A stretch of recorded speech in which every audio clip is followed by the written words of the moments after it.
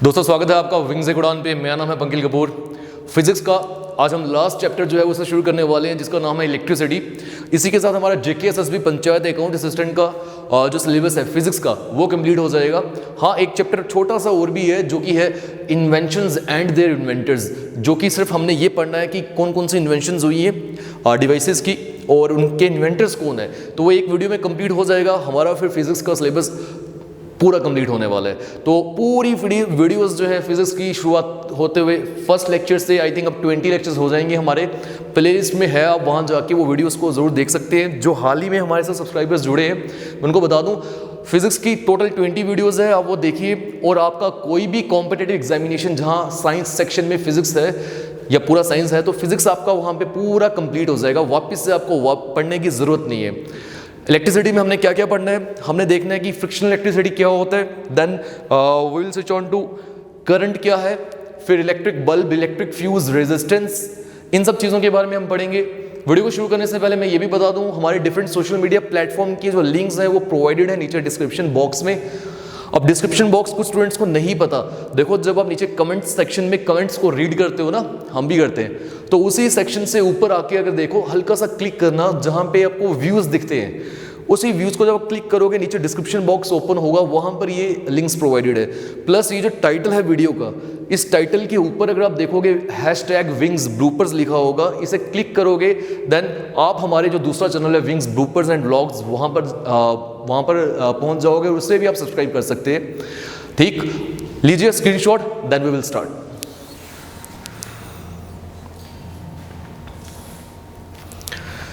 सवाल आता है कि चार्ज क्या है। चार्ज को भी समझने से पहले हमें ये पता होना चाहिए कि हर एक बॉडी जो है, हम बचपन से बोलते हैं एवरी बॉडी या everything is made up of matter, और मैटर मींस उसमें होते हैं एटम्स, और एटम के अंदर आपको पता होना चाहिए इलेक्ट्रॉन्स, प्रोटॉन्स, न्यूट्रॉन्स, ये 3 एलिमेंट्री पार्टिकल्स होते हैं, जिसमें इलेक्ट्रॉन्स जो है ये न्यूक्लियस से बाहर होता है और न्यूक्लियस के अंदर न्यूट्रॉन्स और प्रोटॉन्स होते हैं। इलेक्ट्रॉन्स रिवॉल्व कर रहे होते हैं शेल्स में, आपको पता होगा, या ऑर्बिटल्स में। ठीक, तो जब भी कोई एक न्यूट्रल बॉडी होगी उसमें जितने इलेक्ट्रॉन्स होंगे उतने ही प्रोटॉन्स होंगे, और जब भी एक कोई चार्ज्ड बॉडी होगी, हालांकि अभी हमने सीखना है कि चार्ज क्या है, तो जब एक चार्ज्ड बॉडी होगी वहां पर ये इलेक्ट्रॉन्स और प्रोटॉन्स का नंबर इक्वल नहीं होगा। एक एग्जांपल के तौर पे मैंने 2 बॉडीज ली, उन दोनों बॉडीज को रब किया एक दूसरे के अगेंस्ट, होगा क्या, एक बॉडी से इलेक्ट्रॉन्स जो है वो रिमूव होंगे और दूसरी बॉडी में जाएंगे वो, जिस वजह से होगा क्या कि पहले तो ये न्यूट्रल बॉडीज थी, बट ऐसा होने की वजह से एक बॉडी में कमी आ जाएगी, डेफिशिएंसी आ जाएगी इलेक्ट्रॉन्स की, और वहीं पे दूसरी बॉडी में एक्सेस आ जाएगा इलेक्ट्रॉन्स का। यही कमी या यही इलेक्ट्रॉन्स जो है, यही जो एक्सेस है इलेक्ट्रॉन्स का, जिसे हम बोलेंगे इम्बैलेंस ऑफ इलेक्ट्रॉन्स, चार्ज को पैदा करता है। तो चार्ज को पैदा होने का मेन कारण वो क्या है, यही जो ट्रांसफर हो रहा है इलेक्ट्रॉन्स का, और ट्रांसफर की वजह से डेफिशिएंसी हो जाती है किसी एक बॉडी में, और एक बॉडी में एक्सेस हो जाते हैं इलेक्ट्रॉन्स, और उसी वजह से हमारा चार्ज जो है वो पैदा होता है। चार्ज की वजह से बॉडीज एक दूसरे के ऊपर फोर्स ऑफ अट्रैक्शन या फोर्स ऑफ रिपल्शन भी लगाती है, डिपेंड करता है कि लाइक चार्जेस हैं और रिपल करेंगे, अनलाइक चार्जेस हैं वो अट्रैक्ट करेंगे। तो आइए इनकी डेफिनेशन हम रीड करते हैं, देखते हैं डेफिनेशन में क्या बोला गया है। सबसे पहले, charge is something that a body attains. Charge कुछ भी ऐसी चीज है जो एक बॉडी जो है वो अटेन करती है जब वो लूज करती है या फिर वो गेन करती है इलेक्ट्रॉन्स को। सर विलियम गिलबर्ट के अकॉर्डिंग इलेक्ट्रिक चार्ज को डिफाइन किया जा सकता है कि वो एक ऐसी प्रॉपर्टी है किसी भी ऑब्जेक्ट्स की जिसकी वजह से वो इलेक्ट्रिक फोर्स लगा सकते हैं एक दूसरे के ऊपर। जब भी बॉडी चार्ज्ड होगी तो वो दूसरे के ऊपर इलेक्ट्रिक फोर्स लगा सकती है। ठीक, तो इलेक्ट्रिक चार्ज क्या होता है हमें ये समझ आ चुका। इसी के साथ जो मैंने अभी आपको समझाया काज ऑफ इलेक्ट्रिक चार्ज, तो वो भी देख लीजिए। काज क्या है चार्ज का, जो एक्चुअल ट्रांसफर हो रहा है इलेक्ट्रॉन्स का एक बॉडी से दूसरी बॉडी तक जब भी आप रब करते हो। ठीक है, और ऐसा क्यों होता है, इलेक्ट्रॉन्स किस बॉडी से जाएंगे, जिस बॉडी में इलेक्ट्रॉन्स पहले लूजली पैक्ड होंगे वहां से रिमूव होंगे और जाएंगे उस बॉडी में जहां पे वो टाइटली पैक्ड थे। ठीक है, क्योंकि कमजोर कड़ी को तोड़ना आसान होता है। इस वजह से एक बॉडी में डेफिशिएंसी हो जाएगी इलेक्ट्रॉन्स की, जहां पे कमी हो जाएगी इलेक्ट्रॉन्स की वो बन जाएगी हमारी पॉजिटिवली चार्ज्ड बॉडी, और दूसरी बॉडी में एक्सेस हो जाएगा इलेक्ट्रॉन्स की, जहां इलेक्ट्रॉन ज़्यादा हो जाएंगे वो बन जाएगी हमारी नेगेटिवली चार्ज बॉडी। ऐसा क्यों? क्योंकि इलेक्ट्रॉन्स खुद भी होते हैं नेगेटिवली चार्ज्ड, तो जिस बॉडी में वो जाएंगे उसे भी कर देंगे नेगेटिवली चार्ज्ड। तो आई थिंक आपको चार्ज क्या होता है, कॉज ऑफ इलेक्ट्रिक चार्ज समझ आ गया। तो ये फ्रिक्शनल इलेक्ट्रिसिटी तो मैंने अभी बताया ही, यही इस वजह से जो चार्ज पैदा होता है, और चार्ज की मदद से अगर आप इलेक्ट्रिसिटी पैदा करते हो उसे फ्रिक्शनल इलेक्ट्रिसिटी बोला जाएगा। फ्रिक्शनल इसलिए भी बिकॉज दो बॉडीज को रब कर रहे हैं तो फ्रिक्शन भी आता है। तो वो इलेक्ट्रिसिटी जो कि डिवेल्प होती है बॉडीज में, जब उन्हें रब किया जाए एक दूसरे के अगेंस्ट, उसे फ्रिक्शनल इलेक्ट्रिसिटी बोला जाता है। एग्जाम्पल के तौर पे एक ग्लास रॉड को अगर रब किया जाए सिल्क के साथ, एक ग्लास रॉड है मेरे पास और सिल्क के कपड़े से, सूती कपड़ा बोला जाता है शायद, उससे अगर मैं रब करूं, ठीक है, होगा क्या, ग्लास रॉड जो है वो पॉजिटिवली चार्ज हो जाएगा। क्यों? बिकॉज ग्लास रॉड ने इलेक्ट्रॉन्स को छोड़ा होगा, वहां डेफिशिएंसी हो गई होगी इलेक्ट्रॉन्स की, और उसी के साथ जो सिल्क है वो नेगेटिवली चार्ज हो जाएगा, बिकॉज सिल्क में पहले से इलेक्ट्रॉन्स टाइटली पैक्ड थे। अब ग्लास रॉड के भी इलेक्ट्रॉन्स उसने ले लिए, सिल्क हो गया नेगेटिवली चार्ज्ड। तो आई थिंक ये पता चल गया होगा आपको चार्ज क्या होता है, कारण क्या है चार्ज का, फ्रिक्शनल इलेक्ट्रिसिटी क्या होती है, ये सब चीजें सीक्वेंस में आई। बात आती है इलेक्ट्रिक करंट क्या होती है। देखो इन्हीं चार्जेस को जब हम चलाते हैं किसी बॉडी में, मान लो मेरे पास ये एक बॉडी है, मैंने इन्हीं चार्ज जो इलेक्ट्रॉन्स होते हैं इसको इस बॉडी में मैंने फ्लो करवाया किसी एक डेफिनेट डायरेक्शन में, तो इलेक्ट्रॉन्स के चलने की वजह से पैदा होती है करंट। तो बोला जाता है rate of flow of charge in a body but in a particular direction, because current हमेशा एक पर्टिकुलर डायरेक्शन में जाती है, फैलती ही नहीं है, एक पर्टिकुलर डायरेक्शन में जाती है। वायर में, ये देखो वायर, करंट आ रही है, आप बोल सकते हैं, हालांकि बजती नहीं है, ये तो दूसरी वायर है, ऐसा सोच लो ये वायर है, तो करंट अगर जा रही है इसके थ्रू तो एक पर्टिकुलर डायरेक्शन में जा रही है ना। तो देखिए the rate of flow of electric charge in a definite direction that is called electric current. Basic terms आपको मालूम होनी चाहिए इस चैप्टर में। ऐसा यूनिट जो है चार्ज का दैट इज एम्पियर, हमने ऐसा यूनिट के चैप्टर में भी ये पढ़ा हुआ है। फिर बात आती है इलेक्ट्रिक सर्किट की। इलेक्ट्रिक सर्किट एक ऐसा सर्किट जहां पे सारे इलेक्ट्रिकल कंपोनेंट्स जो है वो जुड़े हों, और मान लो हमें क्लास 11-12 में आपको पता होगा एक एक्सपेरिमेंट भी दिया जाता है, एक प्रोजेक्ट दिया जाता है जहां पे कुछ स्विचेस को यूज करते हुए हमने एक बल्ब को ऑन करना होता है, वो एक सर्किट है। An electric circuit consists of all the components such as bulb होता है, इलेक्ट्रिक स्विचेस होते हैं, सेल होता है, जिसकी वजह से कंप्लीशन होती है सर्किट की, और बल्ब जो है वो ग्लो करता है, ग्रोज नहीं है, यहाँ पे ग्लोज होगा। तो ये हो गया हमारा इलेक्ट्रिक सर्किट। हमारे घर में भी तो इलेक्ट्रिक सर्किट है, जहां से आप देख रहे हो बल्ब्स हैं, टीवी, एसी, रेफ्रिजरेटर, हर वो चीज़ जो इलेक्ट्रिकल अप्लायंस है, तो वो हमारे पूरे घर पे इलेक्ट्रिकल सर्किट बनाती है। तो आई होप ये सब आपको पता चल गया होगा। इसी के साथ इलेक्ट्रिक पावर की एक डेफिनेशन जरूर समझ लीजिए, बिकॉज एक बार सवाल आया था इसके रिगार्ड में। तो इलेक्ट्रिक पावर क्या होती है? It is defined as work done by the electrical instruments या डिवाइसेस या अप्लायंसेस पर यूनिट टाइम। हमें पता है कि अगर मैं रेफ्रिजरेटर यूज़ कर रहा हूँ तो रेफ्रिजरेटर जो है वो काम कर रहा है ना, वर्क कर रहा है, तभी तो हमारे खाने को वो ठंडा रखता है।